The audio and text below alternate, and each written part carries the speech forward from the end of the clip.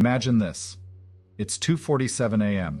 You're staring at the ceiling, your mind replaying a conversation from earlier. A simple remark you made, innocuous, casual, but now it echoes endlessly in your brain.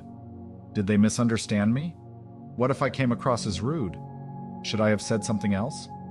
The room is quiet, but inside your head it's a battlefield. Scenarios unravel, possibilities multiply, and suddenly, a moment that lasted seconds has trapped you in a loop that feels endless. You tell yourself it's pointless. Just sleep. But the mind doesn't listen. It spirals deeper, dissecting, analyzing, exhausting every microscopic detail until reality itself begins to blur. Now zoom out. This isn't just one night. It's a pattern, an unrelenting cycle that infiltrates your days, your decisions, your dreams. You think you're being careful, weighing all the possibilities, avoiding mistakes. But what if I told you that this meticulous thinking, the very thing you believe protects you, is silently suffocating the life you're trying to build? Here's the paradox. The more you analyze, the less you act. The more you try to control outcomes, the more you imprison yourself in uncertainty. Overthinking disguises itself as wisdom, but in truth, it's a clever saboteur. It whispers that you're being rational and prepared, while it quietly chains you to inaction and self-doubt. And so, dreams that once felt vivid and possible, starting that business, pursuing that passion, changing your life, begin to fade into distant what-ifs. But why does this happen? Why does a mind designed to think become the very thing that stops us from living? Is it fear? Is it perfectionism? Or is there something even deeper at play? Something that lurks beneath the surface of awareness, pulling the strings of your choices without you even realizing it? Consider this unsettling truth. Many of the most brilliant minds in history, from Nietzsche to Dostoevsky, warned against the dangers of excessive rumination. Nietzsche spoke of the paralysis that comes from the sickness of the will, where endless contemplation suffocates the impulse to act.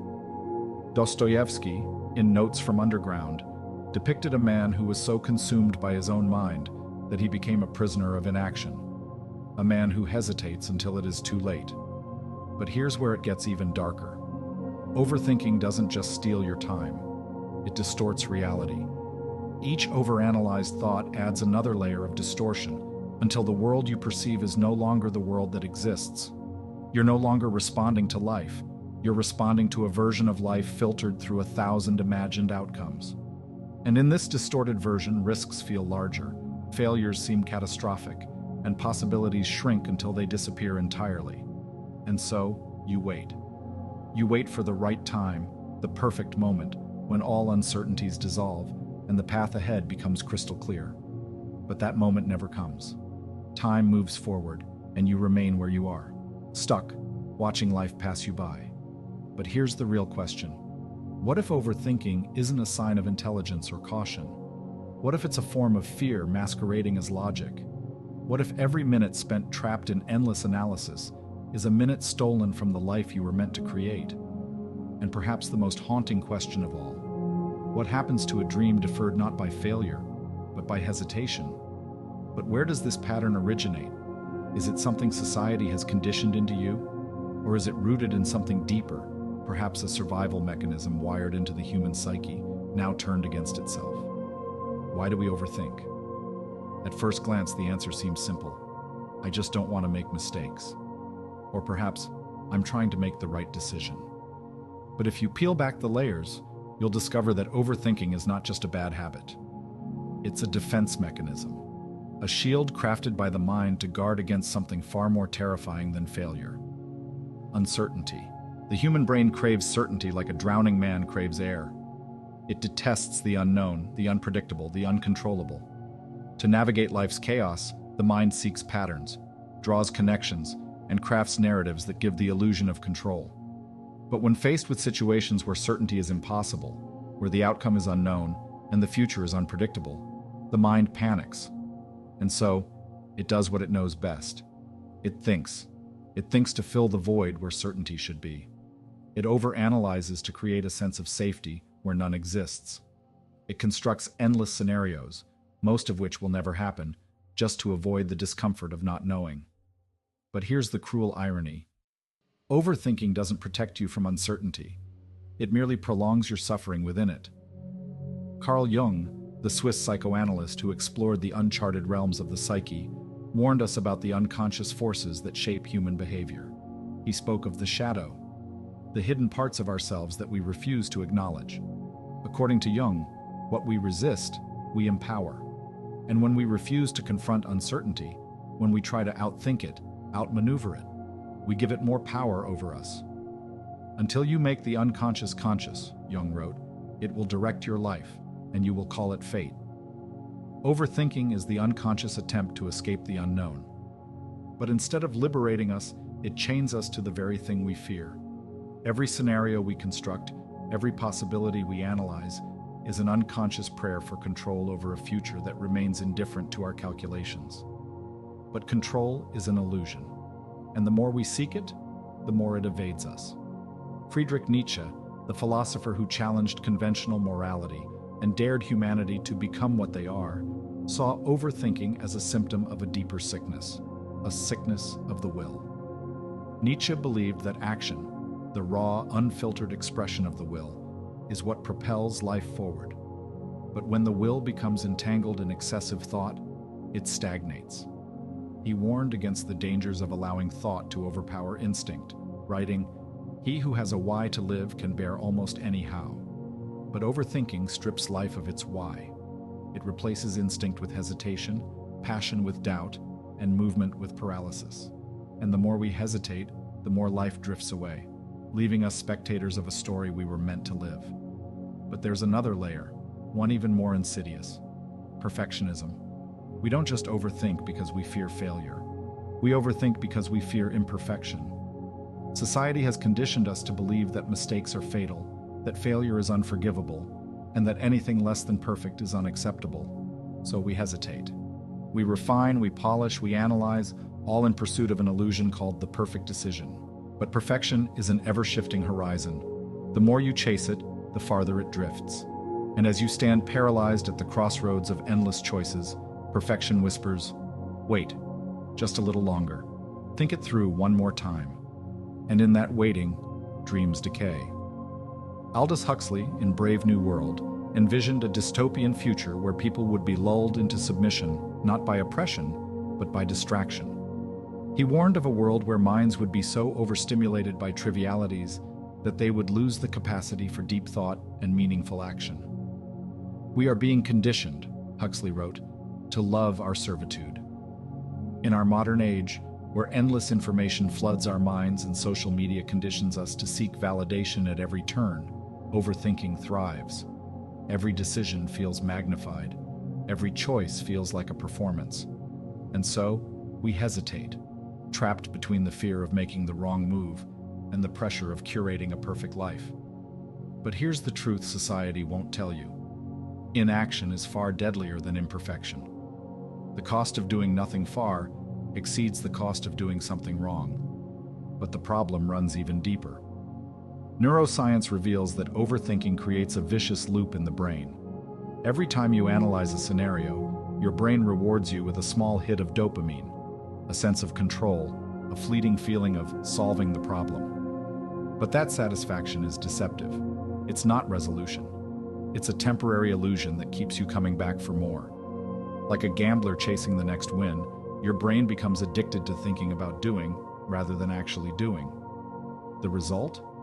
You become trapped in a loop where thoughts replace actions, and potential becomes nothing more than wasted possibility. But what are the consequences? If overthinking is this deeply ingrained, rooted in fear, conditioned by society, and reinforced by the brain itself, what happens when it goes unchecked? What happens when days of hesitation become months and months become years? What happens when the life you could have lived fades into a distant memory of what might have been? Picture this. It's 5 years from now. You're sitting in the same room, surrounded by the same familiar walls. Your phone buzzes, a notification from someone who took the leap you didn't. They started the business you dreamed of. They wrote the book you planned. They traveled to the places you once mapped out in your mind. You tell yourself they were just luckier. They had better circumstances. But deep down, a quiet, nagging truth gnaws at the edges of your mind. It could have been me, but it wasn't. And now, as you sit there, the weight of every deferred dream presses down on you, not as regret, but as a ghost of a life unlived. You didn't lose because you tried and failed. You lost because you never started. Overthinking doesn't steal your dreams overnight. It does it slowly, quietly, like a thief in the dark. One hesitation becomes 2. One missed opportunity becomes 10. And before you know it, a year has passed. Then 5. Then a decade. Time doesn't wait for clarity. While you were lost in endless loops of what-ifs and maybes, time kept moving forward, indifferent to your indecision. Dreams don't expire because they're impossible. They expire because we let them sit too long, suffocating under the weight of analysis and delay. And here's the cruelest irony. The longer you wait, the harder it becomes to act. Each moment of hesitation adds another layer of doubt. Every missed opportunity reinforces the belief that maybe, just maybe, you're not capable after all. And so, paralysis deepens, and the cycle continues. But the consequences of overthinking are not just emotional, they're neurological. When you engage in constant rumination, you strengthen neural pathways associated with worry and doubt. Neuroplasticity, the brain's ability to rewire itself, works against you. The more you think, the better your brain becomes at thinking, but not acting. But perfection is an ever-shifting horizon. The more you chase it, the farther it drifts. And as you stand paralyzed at the crossroads of endless choices, perfection whispers, wait, just a little longer. Think it through one more time. And in that waiting, dreams decay. Aldous Huxley, in Brave New World, envisioned a dystopian future where people would be lulled into submission, not by oppression, but by distraction. He warned of a world where minds would be so overstimulated by trivialities that they would lose the capacity for deep thought and meaningful action. We are being conditioned, Huxley wrote, to love our servitude. In our modern age, where endless information floods our minds and social media conditions us to seek validation at every turn, overthinking thrives. Every decision feels magnified. Every choice feels like a performance. And so, we hesitate, trapped between the fear of making the wrong move and the pressure of curating a perfect life. But here's the truth society won't tell you. Inaction is far deadlier than imperfection. The cost of doing nothing far exceeds the cost of doing something wrong. But the problem runs even deeper. Neuroscience reveals that overthinking creates a vicious loop in the brain. Every time you analyze a scenario, your brain rewards you with a small hit of dopamine, a sense of control, a fleeting feeling of solving the problem.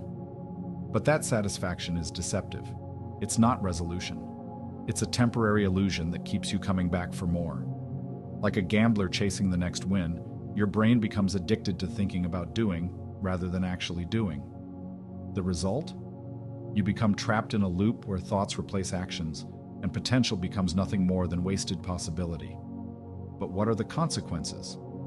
If overthinking is this deeply ingrained, rooted in fear, conditioned by society, and reinforced by the brain itself, what happens when it goes unchecked? What happens when days of hesitation become months and months become years? What happens when the life you could have lived fades into a distant memory of what might have been? Picture this. It's 5 years from now. You're sitting in the same room, surrounded by the same familiar walls. Your phone buzzes, a notification from someone who took the leap you didn't. They started the business you dreamed of. They wrote the book you planned. They traveled to the places you once mapped out in your mind. You tell yourself they were just luckier. They had better circumstances. But deep down, a quiet, nagging truth gnaws at the edges of your mind. It could have been me, but it wasn't. And now, as you sit there, the weight of every deferred dream presses down on you, not as regret, but as a ghost of a life unlived. You didn't lose because you tried and failed. You lost because you never started. Overthinking doesn't steal your dreams overnight. It does it slowly, quietly, like a thief in the dark. One hesitation becomes 2. One missed opportunity becomes 10. And before you know it, a year has passed. Then 5. Then a decade. Time doesn't wait for clarity. While you were lost in endless loops of what-ifs and maybes, time kept moving forward, indifferent to your indecision. Dreams don't expire because they're impossible. They expire because we let them sit too long, suffocating under the weight of analysis and delay. And here's the cruelest irony. The longer you wait, the harder it becomes to act. Each moment of hesitation adds another layer of doubt. Every missed opportunity reinforces the belief that maybe, just maybe, you're not capable after all. And so, paralysis deepens, and the cycle continues. But the consequences of overthinking are not just emotional, they're neurological. When you engage in constant rumination, you strengthen neural pathways associated with worry and doubt.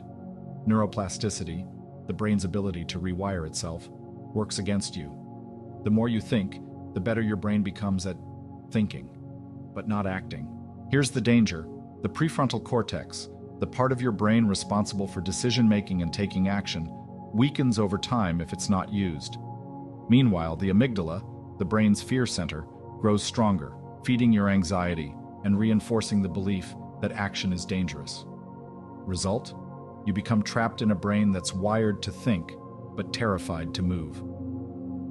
In his masterpiece, Notes from Underground, Fyodor Dostoevsky warned us about a man consumed by thought, but devoid of action. He described a character who, despite his intelligence, became so entangled in overanalyzing life that he ceased to participate in it.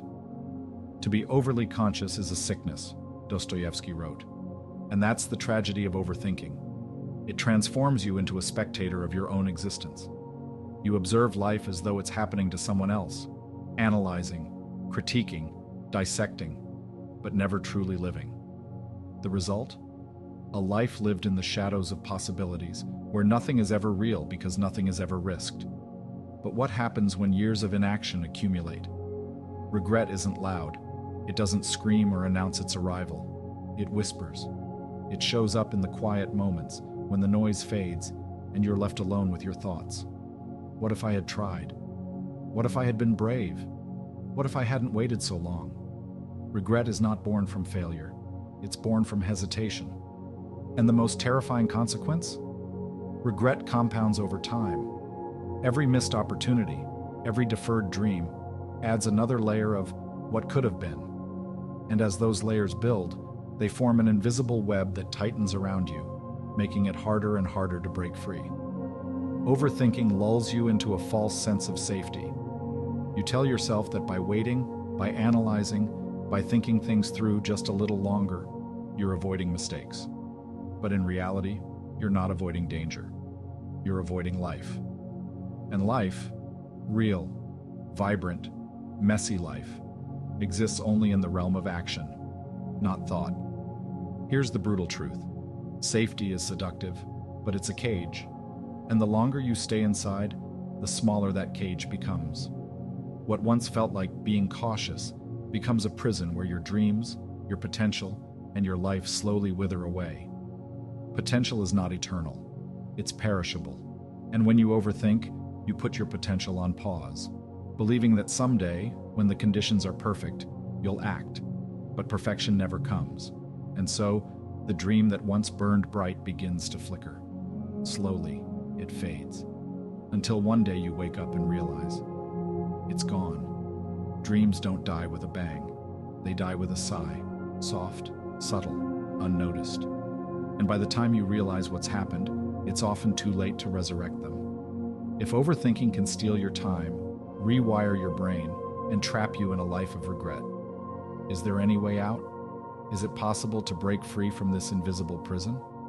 The answer lies not in thinking more, but in rebelling against the mind's need for control. To escape overthinking, you must challenge everything you've been conditioned to believe about risk, failure, and uncertainty. Imagine standing at the edge of a cliff. Below you lies the unknown, dark, vast, and unpredictable. Your heart pounds, your mind races. Every instinct screams at you to step back, to return to the safety of solid ground. But then, you pause, and a thought arises. What if the fear isn't a warning, but an invitation? What if uncertainty isn't the enemy? What if it's the gateway to everything you've ever desired? Freedom, growth, purpose. This is where the rebellion begins. The rebellion is not about silencing your thoughts. It's about daring to move forward despite them. It's about recognizing that overthinking isn't a sign of intelligence or caution, it's a trap. And to escape it, you don't need more clarity. You need courage. Forget perfection. The first step in the rebellion is to dismantle the illusion that perfection is necessary. You've been conditioned to believe that you need all the answers before taking action. But the truth is, the answers only come after you begin. Consider this. Michelangelo's first sketches were messy. Einstein's initial theories were incomplete. Every great creator, thinker, and innovator began not with perfection, but with imperfection and uncertainty. "Start before you're ready," said Stephen Pressfield, author of The War of Art. "If you wait for perfection, you'll never begin." The rebellion begins the moment you choose action over perfection, when you realize that every masterpiece starts as a mess. Action creates clarity. Perfection breeds paralysis. Stop planning. Start experimenting. Overthinking thrives on the illusion that you can think your way to certainty. But certainty doesn't come from thought. It comes from experience. Think of it this way. You can't learn to swim by reading about water. You can't master public speaking by rehearsing in front of a mirror forever. You can't build a business by analyzing market trends endlessly. You learn by doing. The rebellion requires a shift in mindset, from seeing life as a puzzle to solve, to seeing it as an experiment to explore. Instead of asking, "What's the perfect decision?" ask, "What's the next small experiment I can run?" Small experiments destroy the power of overthinking. They lower the stakes, remove the pressure, and allow you to learn through action. Want to start a business? Launch a tiny version of your idea. Thinking of writing a book? Write one imperfect page. Considering a career change? Test the waters with a side project. Action breaks the loop. Uncertainty is not your enemy. It's the fuel that drives growth. Every meaningful thing you'll ever achieve, whether it's building a career, finding love, or pursuing a passion, exists on the other side of uncertainty. Nietzsche understood this. He believed that life's greatest rewards came not from avoiding discomfort, but from embracing it. He who has a why to live can bear almost any how. But here's the secret most people miss. Uncertainty never goes away. Even after you achieve success, uncertainty remains. The question is not how to eliminate uncertainty, but how to move forward in spite of it. And the answer? Desensitize yourself to uncertainty. Do things that scare you, regularly, repeatedly. Build a tolerance for discomfort, and soon, uncertainty will lose its power over you. You've been taught to chase results. Society conditions us to focus on outcomes. Money, status, success. But when you're obsessed with outcomes, you tie your sense of worth to things beyond your control. And that makes every decision feel life or death. But what if the outcome wasn't the goal? What if the goal was to fall in love with the process itself? Think about the greatest athletes, artists, and innovators. They didn't achieve greatness because they were fixated on the finish line. They achieved it because they fell in love with the process, the daily grind, the small wins, the lessons learned along the way. James Clear, in Atomic Habits, puts it perfectly. You do not rise to the level of your goals. You fall to the level of your systems. The rebellion requires detaching from outcomes and committing to consistent, deliberate action. The goal is not to win. The goal is to show up. Here's the truth. Fear will never leave. It will always be there, whispering doubts, magnifying risks, and urging you to stay where it's safe. But fear is not the enemy. In fact, fear is a compass. It points toward the things that matter most, the things that have the power to transform your life. Courage is not the absence of fear, wrote Mark Twain. It is acting in spite of it. The rebellion demands courage. Not the kind of courage that eliminates fear, but the kind that allows you to feel fear and act anyway. History is filled with rebels who broke free from the prison of overthinking. Leonardo da Vinci. He started more projects than he finished. But it was through constant experimentation that he created masterpieces. Thomas Edison. He didn't wait for the perfect design. He tried and failed 1,000 times before inventing the light bulb. Marie Curie. She didn't wait for permission to explore radioactivity. Her courage to experiment changed the course of science. These people weren't fearless. They were willing to move forward despite fear, despite uncertainty, despite imperfection. And now it's your turn. But what happens when you break free? When you rebel against overthinking, something extraordinary happens. You stop being a prisoner of thought and become a participant in life. You trade hesitation for momentum, doubt for courage, and fear for freedom. But there's one final realization, one that changes everything. Imagine waking up one day and realizing that everything you've ever feared, failure, rejection, uncertainty, was never the real enemy. The real enemy was waiting for the perfect moment, waiting for clarity, waiting for the fear to disappear. And as you waited, life moved on. Opportunities faded. Dreams grew distant. The future you once envisioned slowly dissolved into a shadow of what could have been. But here's the truth no one tells you. Life doesn't wait. It unfolds with or without your permission.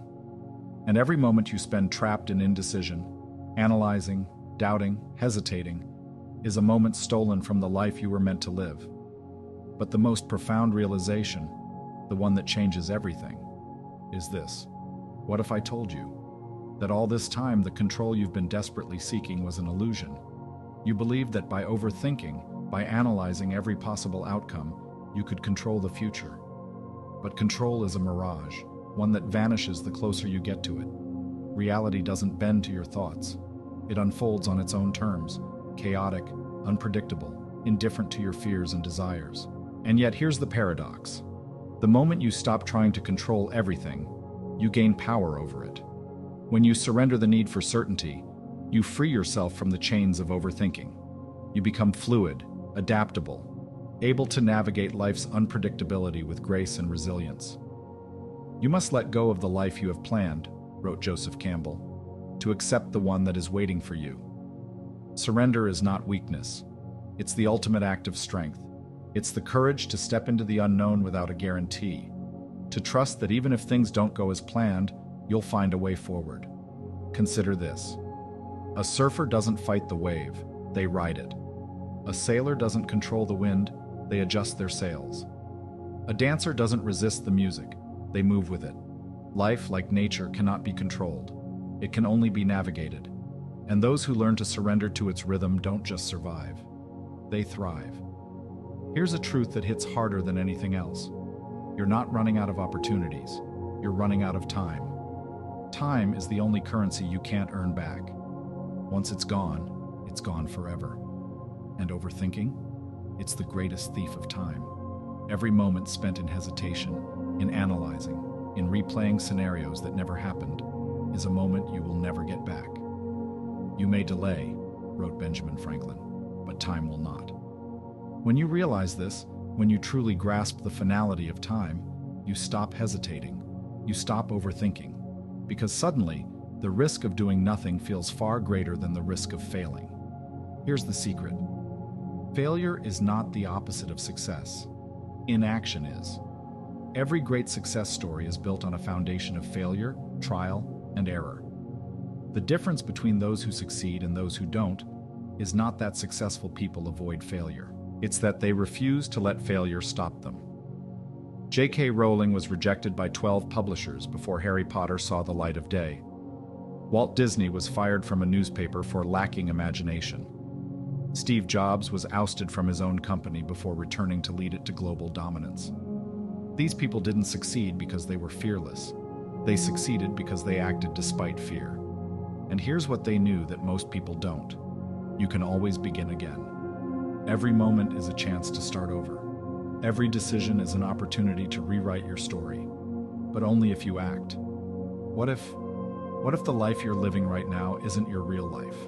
What if it's just a shadow, a watered-down version of what's possible? Most people sleepwalk through life, trapped in the prison of overthinking, watching the world pass by through a screen of fear and hesitation. They convince themselves that someday they'll act, but someday is a lie. Someday doesn't exist. There's only now. And the moment you realize this, the moment you wake up, you see the world differently. You no longer wait for permission. You no longer let fear dictate your actions. You take the leap. Here's the truth that changes everything. You are not a victim of your thoughts. You are not a slave to your fears. You are not bound by the circumstances of your past. You are the architect of your own reality. Every thought you entertain, every decision you make, every action you take, shapes the world you live in. Reality bends to the will of those who dare to act. And the moment you stop waiting, stop overthinking, and start creating, you reclaim that power.